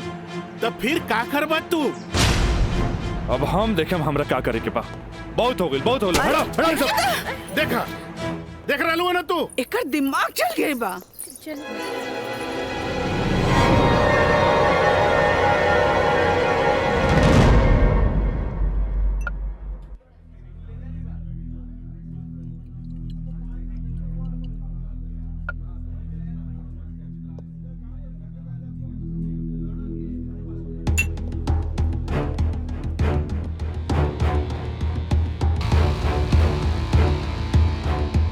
बोलो राज, क्या बात बा?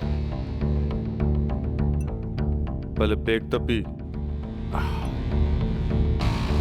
बहुत दिन का बाद मिलल बा।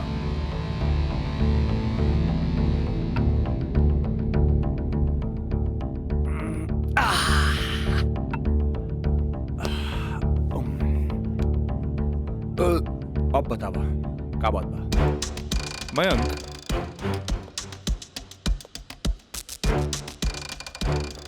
भाई तोरा अपन बयान बदले के पड़ी। एफिडेविट के बाद भी? दोस्ती खातिर।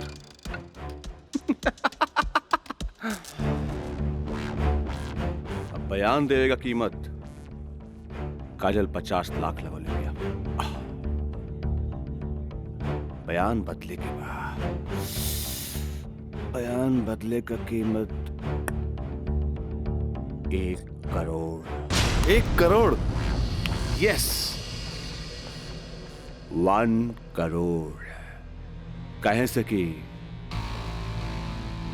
हमरा काजल से ब्याह करके सेटल भी होके के बाद, और हम तोरा जैसा अमीर तो नहीं की।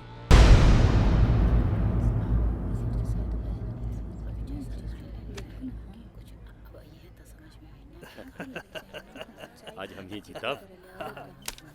केस बहुत बढ़िया बा। Order order. बचाव पक्ष अपनी बात रख सकते हैं। योर ऑनर, बचाव पक्ष के हमार मुवक्किल राजा के हम कटघरा में बुलावल चाहब। ओके, यू कैन।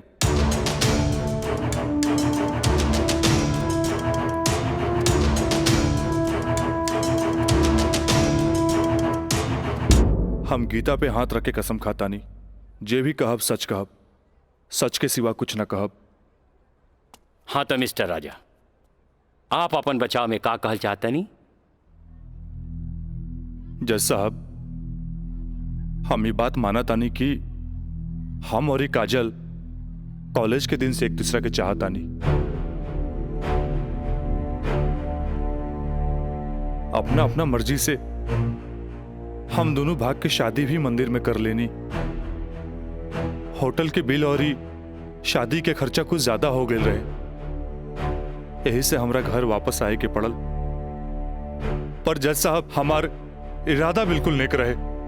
हम सोचनी कि हम घर वापस आके अपना पिताजी से कुछ पैसा भी ले लहब और उनका के शादी के बारे में कुछ सच्चाई भी बता दे। जज साहब, हम बिल्कुल निश्चिंत रहे कि काजल के देख रेख ला वहां हमार जिगरी दोस्त मयंक तो बढ़ले बा।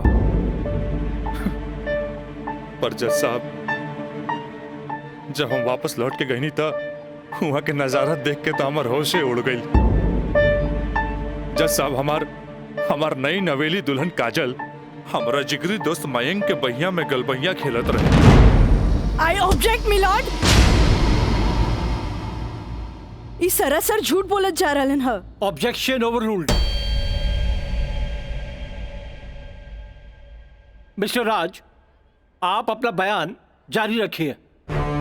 जज साहब, तब खटाक से हमारा दिमाग में एक बात याद आ गई कि कॉलेज के दिन में हमार जिगरी दोस्त मयंक हमरा से बोले रहे कि वो काजल के पसंद करेला और काजल भी ओकरा के पसंद करेली। पर जज साहब, हम सीधा साधा आदमी हो मेरा तेकरा देवर और भाभी के मजाक के रिश्ता समझ लेनी। लेकिन जज साहब, ई सरासर झूठ बोलने जा रहल बारन। I object my lord. हमार दरख्वास्त बा वकील साहिबा से कि इनका जे कुछ भी कहे के बा बुलैला पे कटघरे में आके कही है।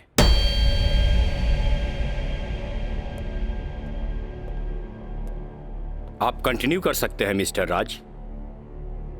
जज साहब, कोई भी आदमी अपना बीवी के केहू दूसरा के भैया में देखी तो ओकरा मन मस्तिष्क पर का गुजरी, ये आप अच्छे से समझ सकीले जज साहब। मिलॉर्ड, ई सरासर झूठ के पुलिंदा आपके सामने रखल जा रहल बा। कोर्ट के गुमराह करे की कोशिश करी जा रहल बा। तया पानी ना कोर्ट के सही रास्ता दिखावे वाली। अरे घबराई ना, जल्दी ही रहुओ के बयान देवे के समय मिली।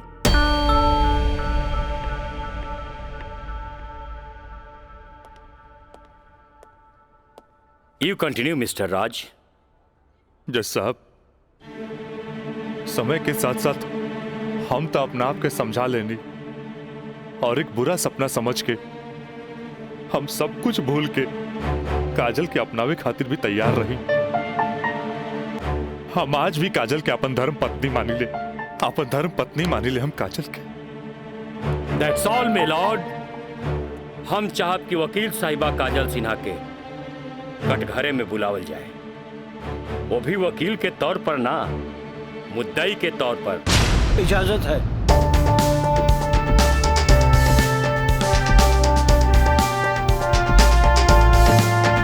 जाइए आप बैठिए। हाँ तो काजल सिन्हा जी, हम चाहत कि आपन प्रेम कहानी अपने ही जुबान से बयां करी। जज साहब, ये बात सच है कि हम राज से प्रेम करे लगनी। मतलब ई कि और पहले केहू से प्रेम करत रहनी, बाद में राज से प्रेम करे लगली? जी ना, पहले हम राज से नफरत करत रही, बुझनी? अच्छा अच्छा, तो नफरत प्रेम में बदल गई? जज साहब, हम अपन मर्जी से ब्याह खातिर राजी हो गई नी और माई बाबूजी के बिना बतैले ब्याह कैनी, जे बहुत बड़ भूल रहे। ब्याह कैनी तो सुहाग रात तो मनैले होई बुना। आई बताई, मर्जी से कि बिना मर्जी से मनैले रहलू? वकील साहब, दुनिया की हर लड़की जब अपन मर्जी से बिहाईली तो उस सुहागरात भी अपन मर्जी से ही मनावेली। ना,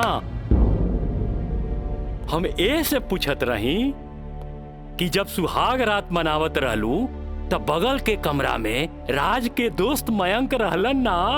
तका भइल, मयंक के हम शुरू से देवर के तौर पे देखत रही। अरे देखत भी रही कि मानत भी रही? मानत भी रही वकील साहब, मानत भी रही।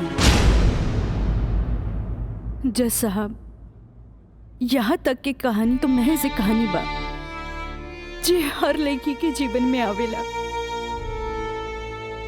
बाकी सेक्शन 420 तो यहाँ से शुरू हो गई कि एगो पति विश्वास में लेके अपन पत्नी के देवर के संगे छोड़ के चल जाला और उहे देवर अपन भाभी के इज्जत के तार तार करे में हर मुमकिन कोशिश लगा देला।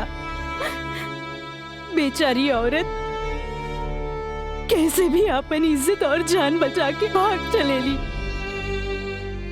और फिर पति मिल जाला और वही कहला कि जे कुछ भी भइला ओकर नाम अब तू रेप तो ना दे सकीलू, काहे कि वो शादी के बाद भइला।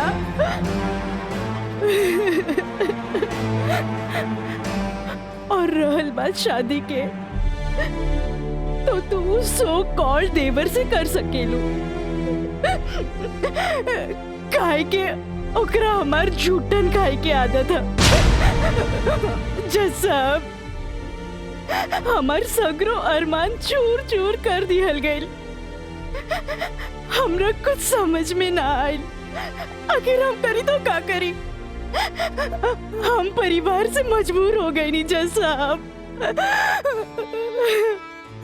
हमरा झुट्टन बना देल गइल। हम झुट्टन हो गई नी, हम झुट्टन हो गई। मिलॉर्ड, अब इनका मेलोड्रामा झूठ हो या साच, इससे साफ जाहिर होला ई झूठन कहां बारी। जबकि हमार मुवक्किल मिलॉर्ड एक झूठा सपना समझ के इनका के अपनावे खातिर तैयार बा। इतना ही ना मिलॉर्ड, हमार मुवक्किल के पिताजी जगदम्बिका पाल जी एक लिखित बयान में मिलॉर्ड इनका के बहू बनावे खातिर तैयार बाड़े। इली काजल, जबकि राज, उसके परिवार और यहाँ तक कि उसके पिता भी तुम्हें एक्सेप्ट करने के लिए राजी है, फिर तुम्हें क्या प्रॉब्लम है?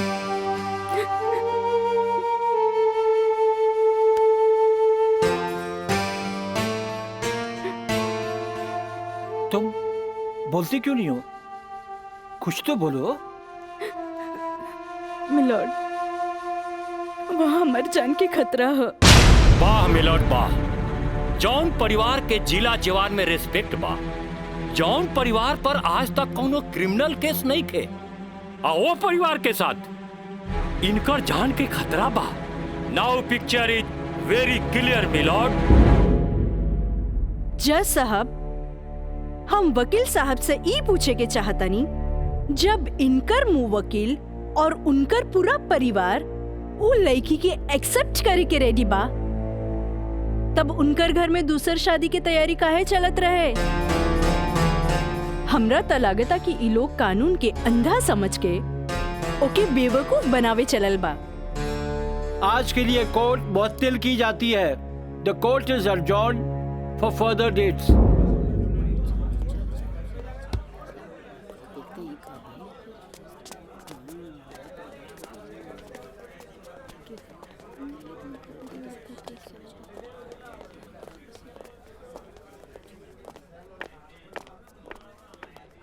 वकील साहिबा, अरे वाह, तू तो बड़ा चालाक बड़ू हो। एफिडेविट करवा के मयंक के तू अच्छा यूज कैलू। आपके के कह दलस कि कोई वकील के सबूत इकट्ठा करे खातिर चालाक ना होके के चाहिए? बाकी चालाकियों में भी हम तोहर बापे निकलब। और अगला डेट में दूध में ऐसा पानी मिलाई, देखते रह जाओ। चलो बाबूजी। देखो काजल जी, कल कोर्ट में उनके वकील ने जो बहस की, ये एक केस है 99 दिल्ली का। तुम्हारे केस से बहुत कुछ मिलता जुलता है। जी सर। और इसमें उसके पक्ष में फैसला हुआ था। मैं इसको अंडरलाइन कर दे रहा हूँ। ओके। हाँ। तो ये पॉइंट जो है, ये पॉइंट ध्यान से पढ़ लेना। जी सर। और कल तुम्हारी बहस में ज्यादातर ये बातें होनी चाहिए। ओके। समझ गई ना मिथिलेश? जी। थोड़ा ध्यान रखना, ये सारे पॉइंट्स इसके दिमाग में बैठ जाने चाहिए, क्योंकि सारी बहस इसी पर होनी है। जी। कल की बहस बहुत इंपॉर्टेंट है। जी सर। ये बुक ले जाओ, अच्छी तरह से इसकी स्टडी कर लेना। जी सर। ठीक है, जाओ बेटा। Thank you sir. God bless.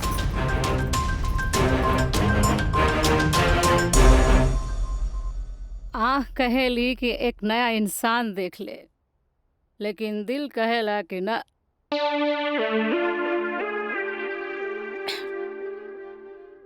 कि वह शख्स एक दिन लौट के जरूर आए।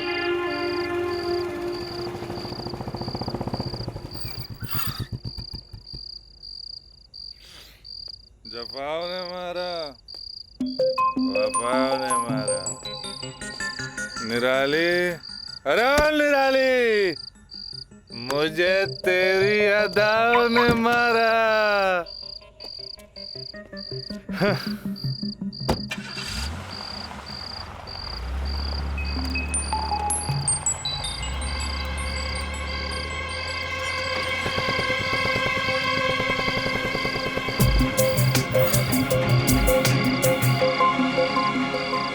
राज यहाँ प्रोस्टिट्यूट एरिया में?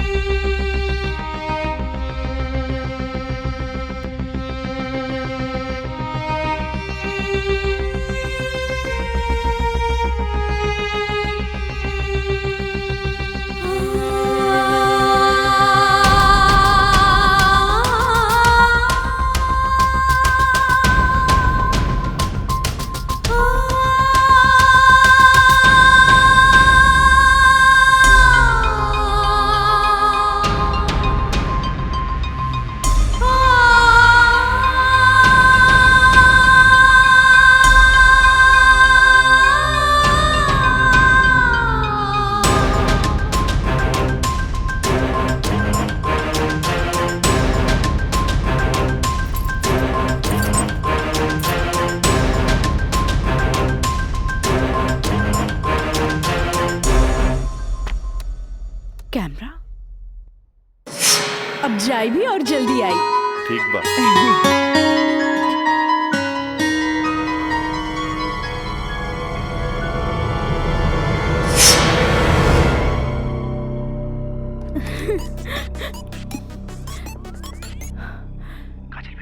हाँ काका, काजल बोला तानी। काजल बिटिया, काम हो गई। का काम हो गई काका? जल्दी से 3 कोनवा पर आ जा। ठीक है काका, आवतानी। का बात है? केहू देखत तो नहीं खे। इला तार दिहल कैमरा और ई रहल कैमरा के चिप। बिटिया हे भगवान, बहुत बच बुचा के आइल बानी ताकि केहू के शक ना हो। थैंक यू काका। अरे रिका बिटिया, देखा बिटिया, भगवान के घर में देर होला, अंधेर नहीं खे, और भगवान तारा बहुते कामयाबी दी है। अच्छा बिटिया जी। अच्छा बिटिया, हम जाता हैं। ठीक बा।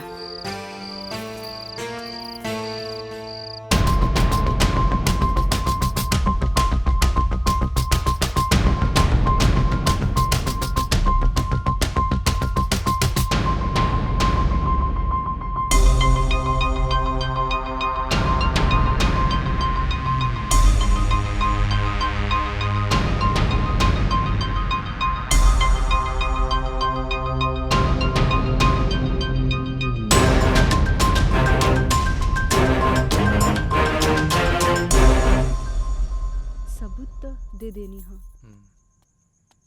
बाकी सर आ गए ले।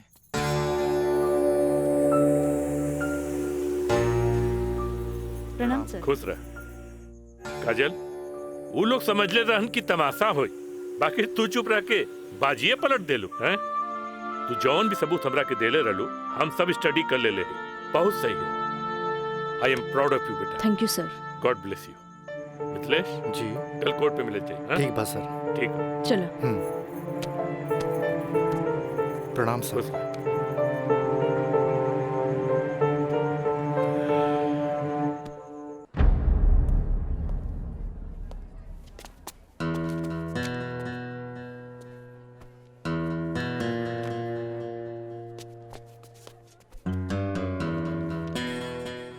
अदालत की कार्रवाई शुरू की जाए। जा बेटा।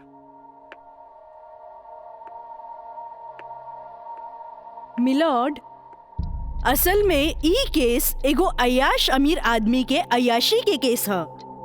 साथ में पढ़े वाली छात्रा के अपन अय्याशी के जाल में फंसा के ओकर असमत से खेले के केस है। I object my lord. हमार वकील साहिबा के शायद दिमाग खराब हो गई बा जी। हमार मुवक्किल पर बेबुनियाद घटिया इल्जाम लगा रहल बाड़ी। मिलॉर्ड, जेकरा ई घटिया और बेबुनियाद इल्जाम कहतारे ओकर बुनियाद हा। हम चाहे कि इनकर मुवक्किल राजा के कटघरे में बुलावल जाए। इजाजत है।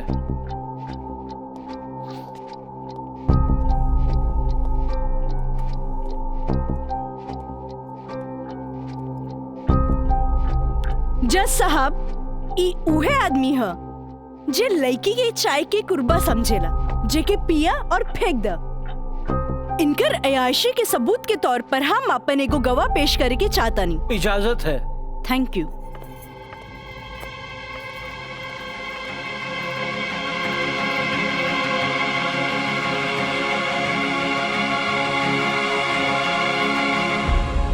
जज साहब, इस शहर के जानल मानल तवाइफ कस्तूरी बाई है। हाँ तो कस्तूरी बाई, ई जे सामने कटघरा में खड़ा बाड़न, का आप इनकरा के पहचाने ली? अरे इनकरा के कैसे ना पहचाने? ई तो हमार पुराना ग्राहक राजा हवन। Good, thank you. अब जा सकेनी। हाँ तो जज साहब। I object milord.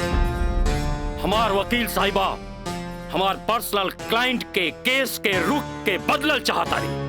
आखिर केस के ई बात से का वास्ता? वास्ता हाँ जज साहब, वास्ता हाँ।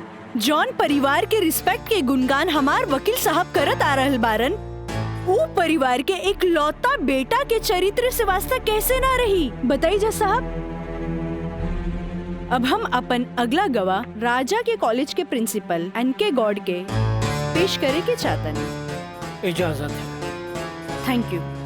प्रिंसिपल श्री एनके गौड़ हाजिर हो।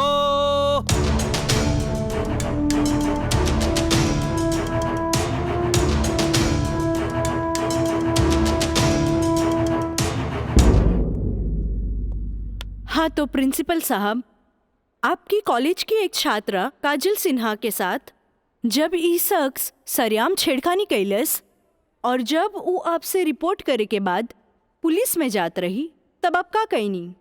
हम ओकरा के पुलिस में जाए से रोकनी और राज के हिदायत देनी कि अपन आदत से वो बाज आवे, काहे कि हम ना चाहत रही कि रसूखदार परिवार पर कोई आँच आवे। Thank you. नोट किया जाए मिलॉर्ड। रसूखदार सुनल गई ना जज साहब? हमार वकील साहब के हिसाब से जॉन परिवार पे एक भी क्रिमिनल केस ना है, हुई भी तो कैसे। खैर, अब हम सबूत के तौर पर इस रसूखदार परिवार के एक लौता बेटा के जिगरी दोस्त मिस्टर मयंक के पेश करे के चाहता नहीं। इजाजत है। गवाह मयंक हाजिर हो।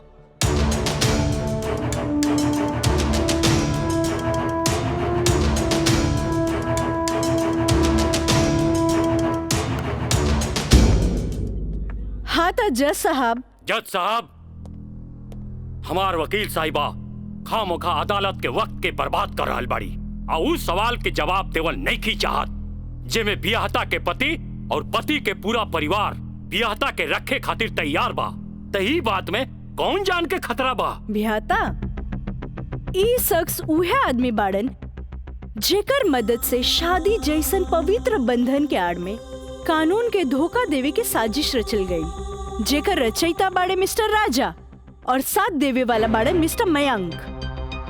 हाँ तो मिस्टर मयंक, तू अपन जुबान से ही उस सो कॉल शादी के आंखों देखा हाल बतावा। वैसे मिलॉर्ड, सबूत के तौर पर हम अदालत में एगो वीडियो क्लिप पेश करे के चाहतन। Thank you sir. Objection milord, यहाँ कोनो टीवी शो नहीं खे। अखामोखा वकील साहिबा हमनी के और अदालत के वक्त के बर्बाद कर रहल बाड़ी।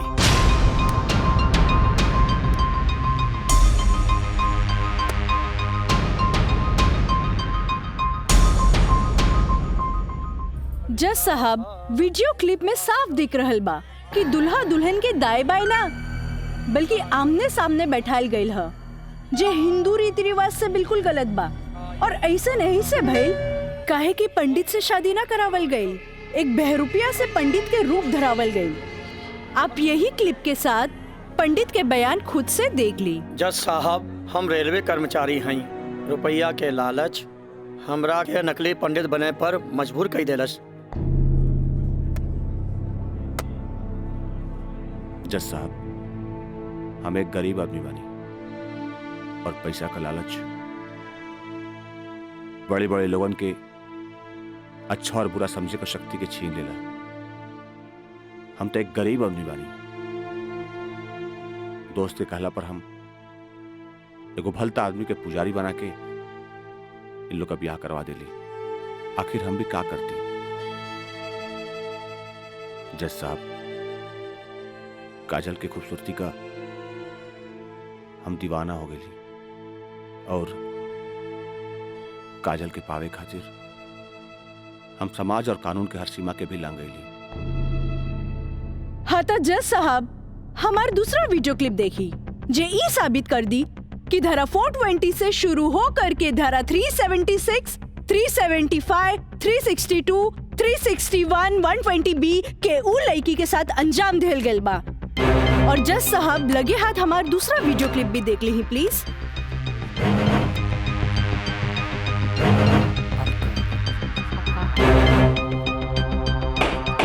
Order order.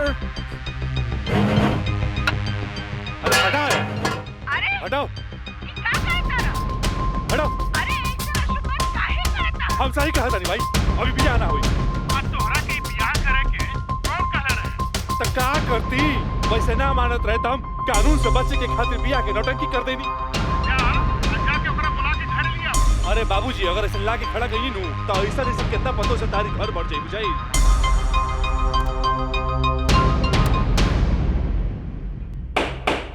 Order order.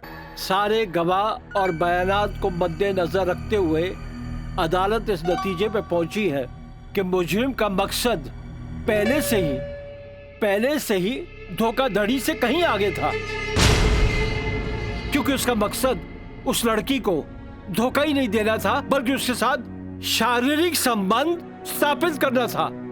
और यह भी साबित होता है कि मुलजिम ने बलात्कार को शादीशुदा जिंदगी को एक व्यवहारिक रूप देकर कानून को धोखा देने की कोशिश की है। इसलिए अदालत धारा 420 से बढ़कर इसे 376 एक रेप केस करार करती है और साथ ही महंग को इस अवैध कार्य में साथ देने के लिए धारा 120B को अदालत मुकर्रर करती है। धारा 376 के तहत मुलजिम राजा सिंह को 9 साल एवं उसके साथी मयंक को धारा 120B के तहत 4 साल बामुशक्कत कारावास की सजा देती है और पंडित देवी दत्त को नौकरी से बर्खास्तगी के साथ IPC 34 एवं 120B के तहत 2 साल की सश्रम कारावास देती है और अदालत जगदम्बिका पाल सिंह जैसे हर अमीर बाप को यह हिदायत देती है कि पुत्र के मुंह से उनके उल्टे सीधे कारनामों में बेटों का साथ न दे। और इन्हीं फैसलों के साथ अदालत आज बर्खास्त की जाती है। Thank you.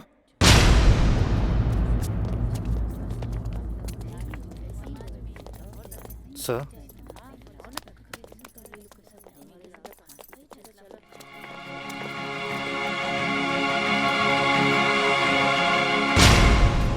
ए बेटा, हम तोरा बिना हम कैसे जियब रे? ए बाबूजी, बाबूजी हम आज बात जान गए नहीं कि झूठ कितना भी ताकतवर क्यों ना होके सच के आगे हमेशा छोट पड़ जाला। एक औरत अगर अपना आदमी के बना सकेली तो वह औरत अपना आदमी के बर्बाद भी कर सकेली। बाबूजी हम कबो औरत जात की इज्जत ना कईनी, उनका के अपना पाव के जूती समझनी, पर हम भूल गए रहनी की जन धन दौलत पे हम इतना घमंड करे ले। बाबूजी वो तो एगो लक्ष्मी के रूप है। बाबूजी हमारी गलती माफी के लायक तो नहीं खे, पर हो सके तो हमरा के माफ कर दे। बेटा, तुहारी पश्चाताप के आंसू में तुहार पाप सब धुल जाई रे। चल इंस्पेक्टर साहब। Kajal, congratulation, I am really proud of you. Congratulation तो हमरा के बोले के चाहिए, काहे कि जीत हमरा लिए अकेले पॉसिबल ना रहे जी आप हमार साथ ना देती। Good, I am really proud of you Kajal. Thank you sir.